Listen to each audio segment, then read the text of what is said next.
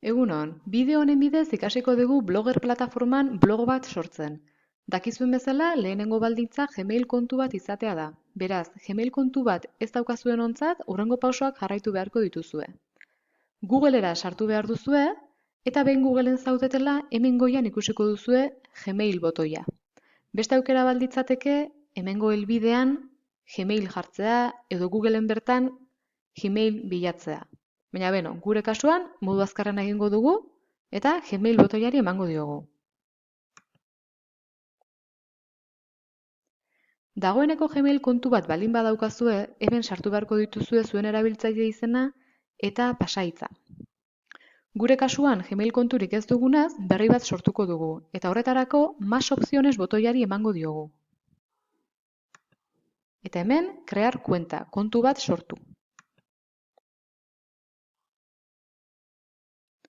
Leiho honetan, gure datuak sartu beharko ditugu Gmail kontua sortzeko. Bideo hau proba bat egiteko denez, izen faltsuak asmatuko ditut.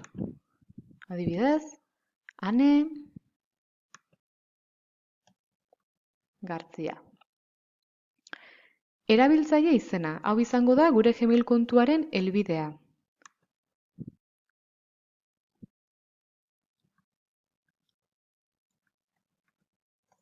Proba Ane Gartzia jarriko diot. Eta pasahitz bat asmatu beharko dugu. Hemen pasahitza errepikatu. Eta jaiotze eguna ere jarri beharko dugu. Bestela Gmailek ez digu utziko kontu bat sortzen. Kasu honetan asmatu egingo dut.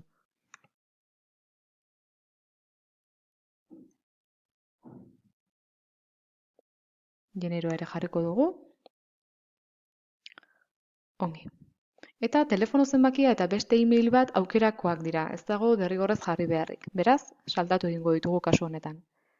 Eta siguiente paso emango diogu. Leiho honetan, pribatutasun eta baldintzak onartu beharko ditugu, bestela ez dugu utziko kontu bat sortzen. Beraz, beheraino joan eta acepto, onartzen dut. Eta ikusten duzuen bezala, orrialde honetara eramaten gaitu. Te damos la bienvenida. Hau da, sortu dugu dagoeneko Gmail kontu bat. Hurrengo pausoa izango litzateke, ira Gmail botoiari ematea, gure Gmaileko sarrera ontzira joateko. Ira Gmail emango diogu.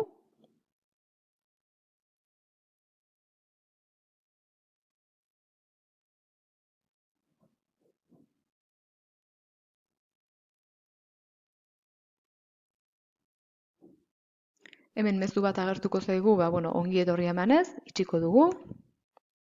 Eta ikusten duzuen bezala, hau da zuen Gmail kontuko e-mailaren sarrera ontzia. Hemen jasoko zenituzkete bidaltzen dizkizueten e-mailak.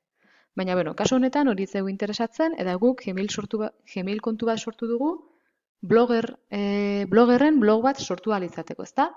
Beraz, hurrengo pausoa izango da bloggerrera joatea.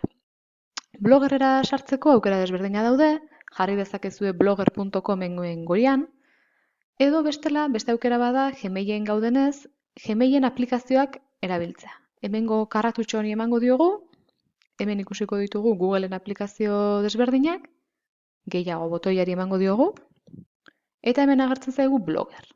Beraz, emango diogu bloggerri,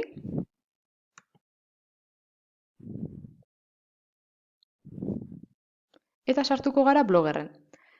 Kasu honetan, kreatu blog aukera ematen digu, oraindik ez daukagulako blogik sortuta. Beraz, hortxe sakatuko dugu.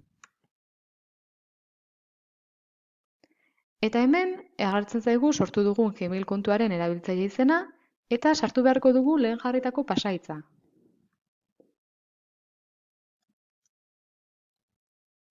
Eta iniciar sesión. Sesioa hasi.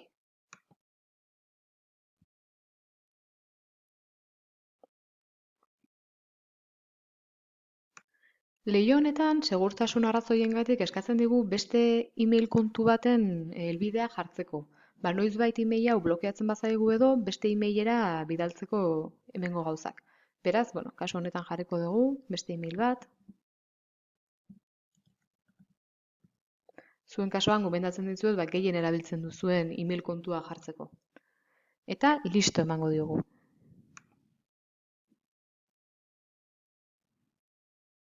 Hori da. Eta ikusten duzuen bezala, orain bi aukera eskaintzen dizkigu blogerrek. Profil bat sortzeko.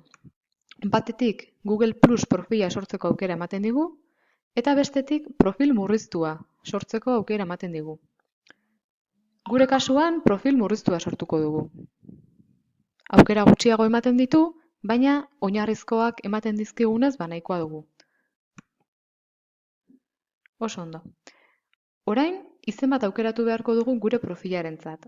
Gogoratu behar duzue, profilaren izena ez dela izango blogaren izena, baizik eta guk pertsona bezala blogaren barruan izango dugun izen bat. Beraz, lehengo berbera jarriko dut adibidez. Ane Gartzia. Eta jarraitu blogerrera. Dagoeneko sortu dugu erabiltzaile bat blogerren. Hurrengo pausoa blog bat sortzea izango da. Horretarako, sortu blog bat botoiari emango diogu. Hemen gure blogak izango duen izena jarri beharko dugu. Gogoratu, blogaren izena, blogaren goikaldean letra handiz agertuko den izenburua dela. Kasu honetan, probarako bloga adibidez. Ondoren, helbidea jarri beharko dugu. Helbidea izango da gure blogaren URL helbidea. Gero hemen goian idatzi beharko genukeena. Gogoratu, blogerren blog bat sortzeko, helbide guztiek luzapen berbera izaten dutela, blogspot.com.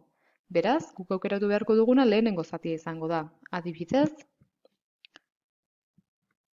probarako bloga, UEU jarriko diot, puntu, eta ondoren derrigorrezko luzapena, blogspot.com. Eta ondoren aukeratu beharko dugu gai bat. Gaiak zer esan nahi du? Izango da gure blogak izango duen plantilla edo gure blogak izango duen itxura. Gero hori aldatu egin ahalko dugu edozein momentutan, baina, hasiera batean, gai bat aukeratuko dugu, adibidez, nabarmena deitzen den hauxe berbera. Eta ondoren, sortu bloga botoiari emango diogu. Eta kito, sortu dugu dagoeneko blog bat. Blog hori ikusi ahal izateko, hemen kudeaketa panel honetan dagoen ikusi bloga botoiari emango genioke eta blogaren aurrebista ikusiko dugu. Ikusi, hau da aukeratu dugun izenburua, probarako bloga, hau da aukeratu dugun helbidea, probarako bloga ueu.blogspot.com, eta ikusten duzuen bezala, oraindik ez dago hemen ezer barruan, oraindik ez dugulako sarrerarik egin, hori beranduago ikasiko dugu. Baina bloga sortuta dago. Itxi dezakegu hau, aurrebista. Hurrengo gaian, blogean sarrerak egiten ikasiko dugu. Horretarako kudeaketa panel hau erabiliko dugu. Baina esan bezala hori hurrengo gaian. Eskerrik asko eta hurren arte.